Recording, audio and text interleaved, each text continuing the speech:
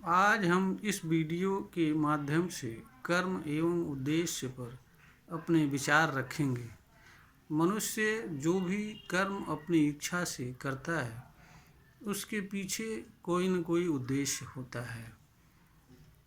हर चीज़ का उद्देश्य होता है। उसी तरीके से मनुष्य द्वारा जो भी कर्म किया जाता है उसका भी कोई न कोई उद्देश्य होता है।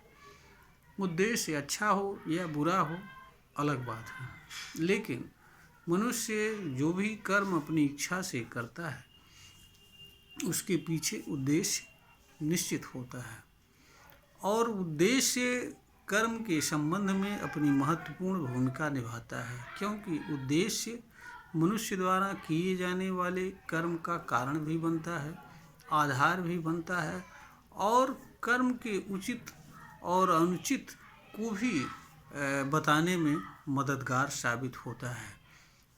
अगर मनुष्य का उद्देश्य ही गलत है तो कर्म अपने आप गलत हो जाता है। इसलिए मनुष्य के लिए यह आवश्यक है कि मनुष्य का कर्म ही नहीं अच्छा हो, अपितु उद्देश्य जिसके नाते वह कर्म कर रहा हो वह उद्देश्य भी अच्छा हो, क्योंकि मनुष्य के उद्देश्य का प्रभाव कर्म करने वाले कर्म के प्रभाव परिणाम एवं कर्मफल आदि सभी चीज़ों पर पड़ता है।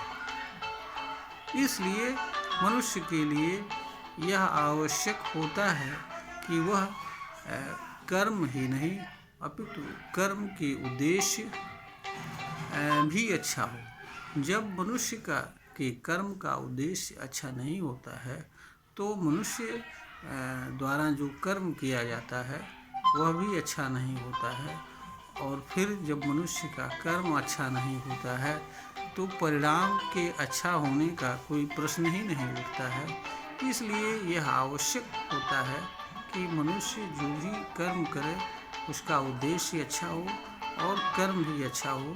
इसी में मनुष्य का कल्याण है, अन्यथा मनुष्य का कर्म उसके लिए भी और दूसरों के लिए भी पीड़ा एवं दुख का कारण बनता है।